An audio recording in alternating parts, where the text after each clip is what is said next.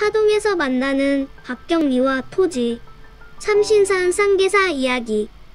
안녕하십니까. 하동에서 만나는 박경리와 토지 쌍계사 편입니다. 저는 전주대학교 김승조입니다. 오늘 강남대학교 박상민 선생님과 함께 와 있습니다. 지금 일주문 앞에 서 있는데요. 일주문의 그 명칭이 삼신산 쌍계사라고 되어 있네요. 선생님, 삼신산 쌍계사라고 되어 있는 이유가 뭘까요? 삼신산은 이게 중국에서는 그 신선들이 살고 있는 어떤 전설적인 산입니다. 우리나라에서는 특히 삼신산 하면 지리산, 그리고 금강산, 한라산을 삼신산이라고 부르기도 해요. 삼신 할머니도 있죠. 어쨌든 중요한 건 삼신이란 표현은 불교적인 신은 아니라는 뜻이죠.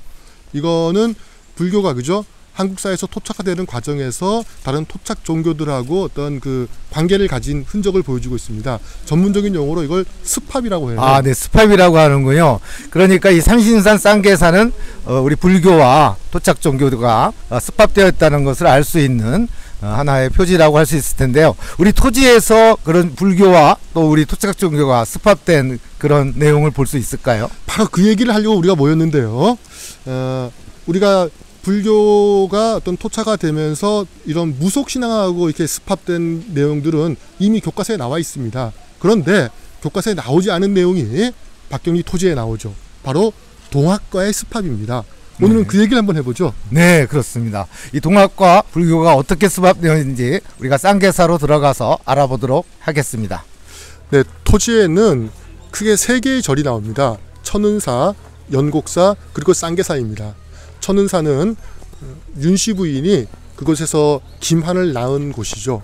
그리고 연곡사는 우리가 잘 알고 있는 길상이가 성장한 곳입니다. 길상이를 거둔 스님이 연곡사의 금호로 계셨던 해관 스님입니다.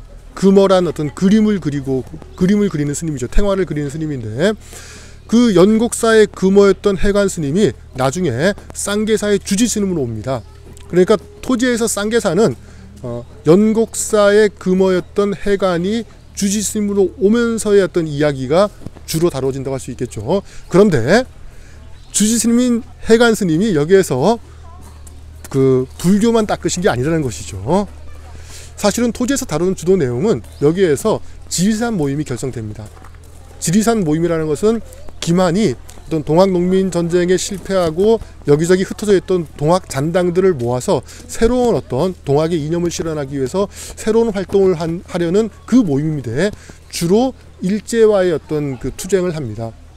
그랬을 때 해관은 여기 있는 이 쌍계사를 갖다가 장소로 빌려줄 뿐 아니고 어떤 관원들의 눈을 숨길 수 있게끔 장소 제공만 하지 않고 직접 회의에 참여하고 또 어떤 그 지리산 모임의 그 독립 활동들을 갖다가 같이 모의하고 나중에 지리산 모임에서 거둬들인 어떤 돈을 갖다가 군자금을 직접 해관 스님이 가지고 만주로 떠나기도 합니다.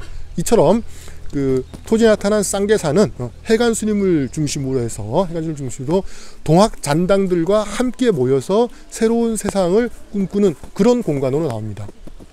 이 부분이 바로 역사책에 나오지 않은 어떤 불교가 동학과 새롭게 어떤 스팝하는 과정들을 보여줬다고 생각합니다. 여러분은 이 쌍계사에 와서 어떤 그 불교의 어떤 정치를 느끼는 것도 좋지만 토지에서 보여줬던 그런 어떤 동학과의 어떤 스팝의 상상력, 새로운 어떤 세계를 열기 위해서 다른 종교와도 기꺼이 같이 연합할 수 있었던 그런 모습들을 좀 기억하면 좋겠다고 생각합니다. 금호였던 해관 스님이 주지 스님으로 있어서 그런지 모르겠지만 쌍계사에는 여러 탱화들이 있습니다. 각 그 사찰 건물마다 탱화들이 많이 있고요. 그리고 성보 박물관도 있죠. 토지에서는 길상이가 이 쌍계사의 말사인 도소람에서 관음 탱화를 그리는데 그게 굉장히 어떤 긴 호흡으로 자세하게 묘사되어 있습니다. 박경리 선생님이 탱화에 관심을 갖게 된 것은 사실은 조금 다른 사연이 있습니다.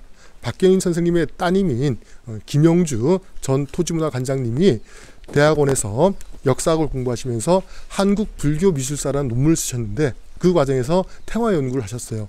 그래서 박경리 선생님이 토지를 집필하시다가 그냥 따님과 같이 전국에 사찰을 다니면서 탱화를 엄청나게 많이 보시고 공부도 하시고 사진도 찍고 자료도 모으셨어요. 그런 과정에서 자연스럽게 어떤 길상이가 관음 탱화를 조성할 수 있게끔 이렇게 내용을 만든 게 아닌가 싶습니다.